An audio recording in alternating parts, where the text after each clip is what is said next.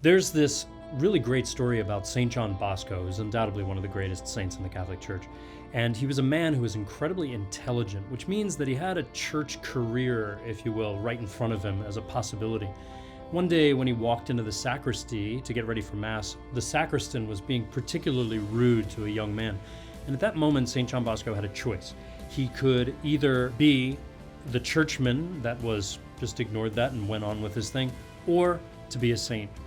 He chose the saint. He rebuked the sacristan and then invited that young man in, and then from that invitation came hundreds upon hundreds of young men and young women eventually, whose lives he would change by bringing them the gospel. See, we all want glory. There's a certain aspect of us that longs for that glory. We want to be great because we're made in the image and likeness of God, who is great. But Jesus makes a correction to the apostles on what real greatness is. So he takes a child and he brings the child and places the child in their midst.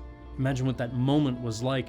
Children of this time, they were considered to be very low. They had no social status. They weren't free. They weren't even valued in some way.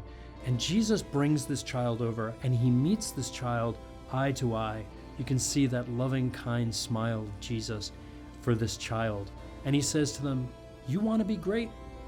Then receive this child." What does he mean? Receive the lowliest, the unwanted, the awkward, the often ignored, because that's what it means to be great. This is the transformation of the Christian message, from worldly greatness to true eternal greatness. The challenge this week is to reach out to that person, and we all have one of those people, who is lowly, who is unwanted, who is ignored. Maybe it's the awkward person. Maybe it's the person that frustrates us at our office. And listen to their story. Who are they really? Get in a conversation with them. It'll transform your life.